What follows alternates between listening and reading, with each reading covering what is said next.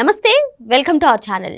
మాజీ ముఖ్యమంత్రి వైఎస్ జగన్మోహన్ రెడ్డి సతీమణి భారతిరెడ్డి కంపెనీ అయినటువంటి భారతీ సిమెంట్స్ కు సంబంధించినటువంటి మరో కుంభకోణం వెలుగులోకి వచ్చింది. మరి ఈ కుంభకోణాన్ని ఏ విధంగా చూడాలి? ఇప్పటికే భారతీ సిమెంట్స్ కి కేటాయించినటువంటి సున్నపు గనుల లీజును రద్దు చేయాలని ప్రభుత్వం చూస్తుంటే మరో కుంభకోణం వెలుగులోకి రావడాన్ని ఏ విధంగా చూడాలి తెలుసుకునే ప్రయత్నం చేద్దాం. దీన్ని విశ్లేషించడానికి మనతో పాటుగా ఉన్నారు సీనియర్ జర్నలిస్ట్ దుర్గకుమార్ గారు. నమస్తే సార్. నమస్తే శ్రావణి, మన వీక్షకులకు కూడా.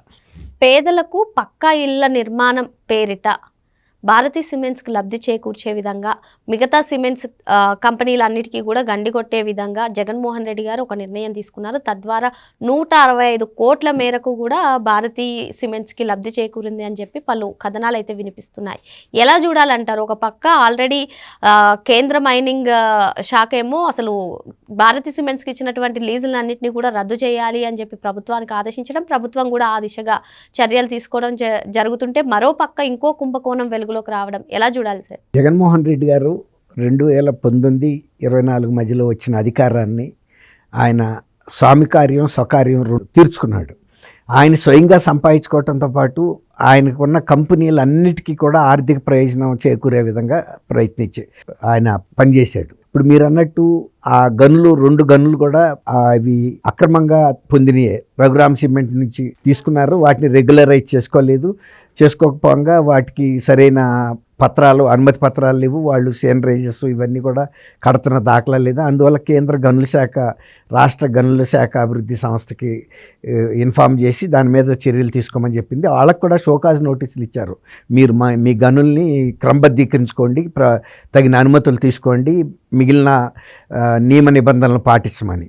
వాళ్ళు ఏమనుకున్నారంటే మనమే అధికారంలో ఉన్నాం కాబట్టి రాష్ట్రంలో సంబంధించిన వ్యవహారం ఎవరిని కేర్ చేయక్కర్లేదు అన్నట్టుగా వెళ్ళారు. ఇప్పుడు మీరు చెప్పిన ఈ సిమెంట్ కుంభకోణం ఏంటంటే, రాష్ట్రంలో దాదాపు 20కి పైగా సిమెంట్ కంపెనీలు ఉన్నాయి.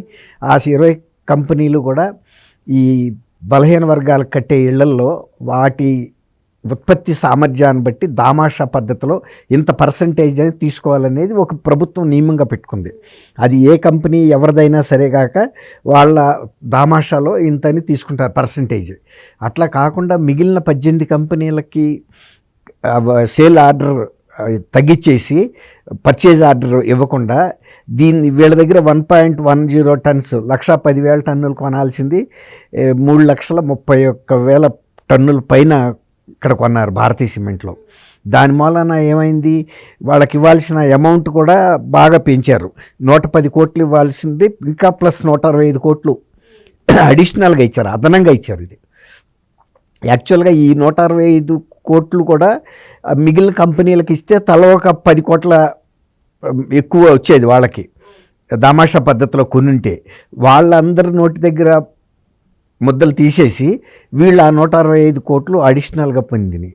అసలు గతంలో ఏంటంటే అసలు యాక్చువల్గా సెంట్రల్ గవర్నమెంట్ సబ్సిడీ ఇస్తే వాటిని ఆ సబ్సిడీని లబ్ధిదారులకు అందిస్తే వాళ్ళే కొనుక్కునేవాళ్ళు. దానికి కావాల్సిన ఇనుము కానీ ఇతర సామాను కానీ సిమెంట్ కానీ వాళ్ళు బయట మార్కెట్లో వాళ్ళకి ఇష్టం వచ్చిన బ్రాండు ఎప్పుడు కావాలంటే అప్పుడు కొనుక్కునేవాళ్ళు. వీళ్ళు అట్ట కాకుండా దీన్ని కేంద్రీకరించేసి మొత్తం ఇనుముని వీళ్ళే కొంటారు, సిమెంట్ కూడా వీళ్ళే కొంటారు. ఏ బ్రాండ్ కొనాలో కూడా ఎక్కువగా ఇప్పుడు భారతీయలో కొన్నారనేది ఇప్పుడు బయటపడింది. 2022లో జరిగిన కుంభకోణం ఇది. మిగిలిన ఇంతకన్నా పెద్ద ఉత్పత్తి సామర్థ్యం కలిగినటువంటి అల్ట్రాటెక్ ఉంది, ర్యాంకో ఉంది, మైహోమ్ ఉంది, తర్వాత పెండా ఉంది, సాగర్ సిమెంట్స్ ఉంది, తర్వాత జేసీపీ ఉంది, జేఎస్ఎన్ ఉంది, అట్లా చాలా సిమెంట్స్ ఉన్నాయి. ఇవన్నీ కూడా ఉత్పత్తి సామర్థ్యం బాగా పరాశక్తి ఉంది. భవ్య, నాగార్జున సిమెంట్స్ ఉన్నాయి, తర్వాత శ్రీచక్ర, ఇవన్నీ కూడా కంపెనీలు ఆంధ్రప్రదేశ్ బేస్డ్గా పనిచేస్తున్నాయి. ఇప్పుడు జగ్గపేట వైపు ఉన్నాయి, కొన్ని పల్నాడు వైపు ఉన్నాయి, రాయలసీమలో ఉన్నాయి, ఎర్రగుంట్ల దగ్గరలో ఉన్నాయి ఎక్కువ. ఇవన్నీ కూడా ఇండియా సిమెంట్స్ ఉంది.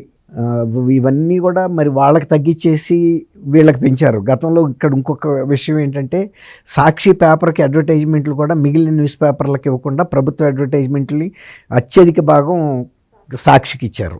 అది కాకుండా సాక్షి సర్క్యులేషన్ పెంచుకోవడానికి ఆ రోజు నుండే సచివాలయ ఉద్యోగులకి, వాలంటీర్లకి అడిషనల్గా అలవెన్స్ ఇచ్చి న్యూస్ పేపర్ అలవెన్స్ కరెక్ట్గా సాక్షి సందా ఎంత ఉంటుందో నెలకి అంతే శాంక్షన్ చేశారు. అంటే వాళ్ళకి ఏంటంటే మీరు సాక్షి మాత్రం కొనమని ఓరల్ ఇన్స్ట్రక్షన్, దాన్ని గవర్నమెంటే ఇచ్చింది డబ్బు. ఆ రకంగా సాక్షి కొనుగోలు చేసేటందుకు, సర్క్యులేషన్ పెంచుకునేటందుకు. గవర్నమెంట్ ఎంప్లాయీ అయినా సరే, లేదంటే పదవిలో ఉన్న ఎవరైనా తమ కుటుంబ సభ్యులకు లబ్ధి చేకూర్చే విధంగా గవర్నమెంట్కి సంబంధించిన ఏ కాంట్రాక్ట్లో పార్టిసిపేట్ చేయకూడదనే నిబంధనలు కూడా ఉన్నాయి సార్. మరి ఆ లెక్కను చూసుకున్నట్లయితే ఇప్పుడు జగన్మోహన్ రెడ్డి గారు కానివ్వండి, భారతిరెడ్డి గారు కానివ్వండి, వాళ్ళకి శిక్షలు పడతాయంటారా? ఖచ్చితంగా. ఇప్పుడు ఒక పాలసీని నిర్ణయించింది ప్రభుత్వం, దాని మీద ఒక జీవో కూడా ఇచ్చారు. ఇంత పర్సంటేజ్ తీసుకోవాలి అన్ని సిమెంట్ ఫ్యాక్టరీల దగ్గర, వాళ్ళ ఉత్పత్తిని బట్టి, ఆ సామర్థ్యాన్ని బట్టి ఇంతంత కొనాలని.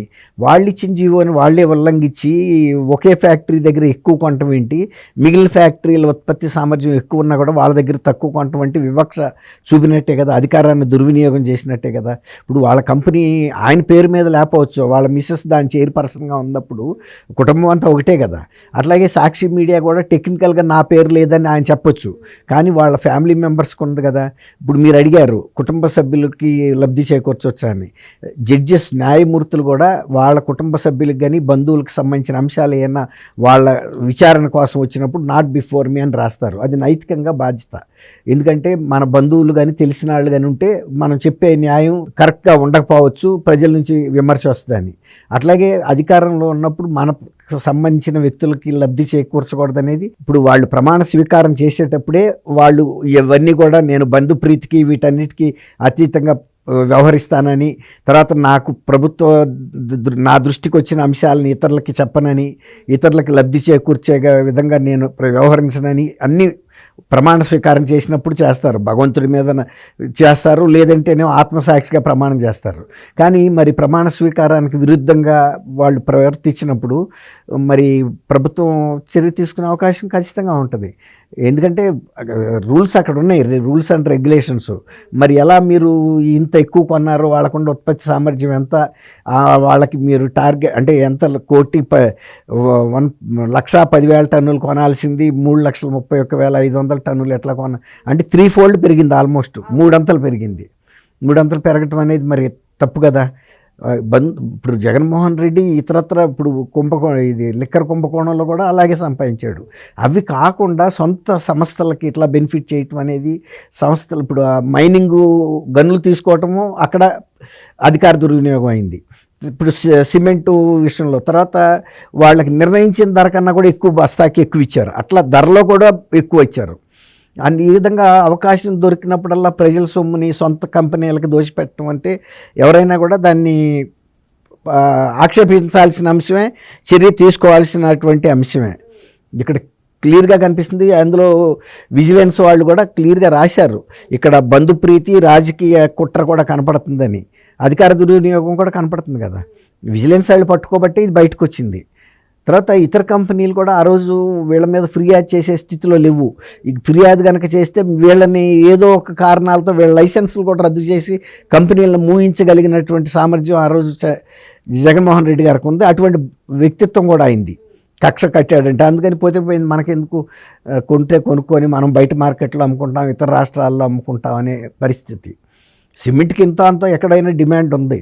కాకపోతే ఏంటంటే ఈ ఎష్యూర్డ్ పర్చేజ్ కనుక గవర్నమెంట్ నుంచి ఉంటే వాళ్ళు ప్రొడక్షన్ పెంచుకుంటారు, అడిషనల్ ప్రొడక్షన్ చేసి. ఎందుకంటే ఒక ఎష్యూర్డ్ మార్కెట్ ఉంది కదా ఇక్కడ, మిగిలిన ఎక్స్పోర్ట్ చేయటం అనేది కొంత ఒకసారి ఫ్లెక్సిబుల్, అది జరగవచ్చు జరగకపోవచ్చు. ఇది కాబట్టి ఇక్కడే కాదు, ఇనుము కూడా వీళ్ళు సెంట్రలైజ్డ్గా కొన్నప్పుడు కూడా ఎవరో తెలిసిన వాళ్ళ దగ్గర కొనటమో, ఎక్కువ రేటుకు కొని వాళ్ళకి ఇచ్చారు బయట మార్కెట్ కన్నా. వీళ్ళ మార్జిన్ చూసుకుంటారు కదా.